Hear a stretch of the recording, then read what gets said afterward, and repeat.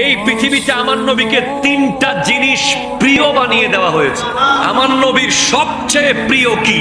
আমার নবীর সবচেয়ে প্রিয় হলো মা জাতি। মা জাতি, আবার বলেন মা জাতি। কারণ আমার নবী আসার আগে এই নারীদের কাছে মায়ের মর্যাদা ছিল না, তাদের কাছে বোনের মর্যাদা ছিল না, তাদের কাছে স্ত্রীর মর্যাদা, কন্যা জীবন্ত কবরে পুঁতে ফেলা হতো।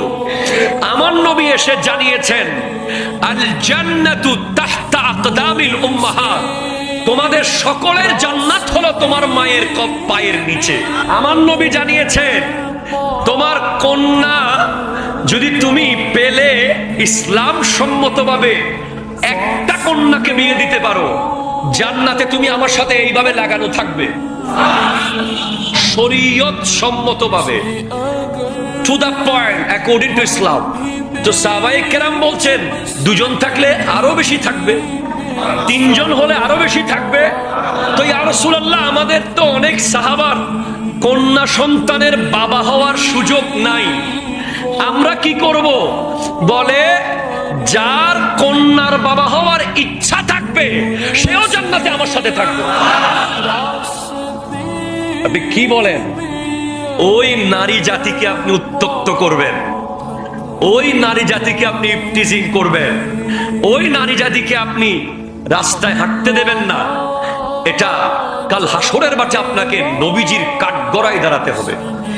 এটা শাস্তি কত ভয়ানক আপনি গেস করেন, আপনি শুধু ইমাজিনেশনের মধ্যে আনেন এই ইফটিজিং এর শাস্তি। কিংবা একটা বেগানা নারীকে ইফটিজিং তো বহু দূরের ব্যাপার, যাকে আপনার দেখা জায়েজ নাই, যার দিকে তাকানো, তার দিকে তাকানোর ব্যাপারে কত কঠিন কিছু হতে পারে আপনি একটু গেজ করেন। হযরতে সালাবা রাদিয়াল্লাহু তাআলা, আরো জোরে বলেন না ভাই সুবহানাল্লাহ। একজন তরুণ যুবক সাহাবা হযরতে সালাবা, বয়স 14-15 বার সামান্য বেশি হবে। উনি, আমার নবী উনাকে একটা কাজে পাঠিয়েছেন। রাস্তা দিয়ে যাওয়ার পথে কোন এক বেগানা নারীকে উনি অনিচ্ছায় ওনার চোখে পড়েছে, হয়তোবা উনি ইচ্ছাই হোক অনিচ্ছাই হোক ওনার চোখে পড়েছে।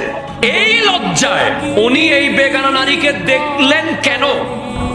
এই লজ্জায়, এই লজ্জায়, এই লজ্জায় উনি 40 দিন পর্যন্ত নিজের চেহারা দুনিয়াকে আর দেখান নাই।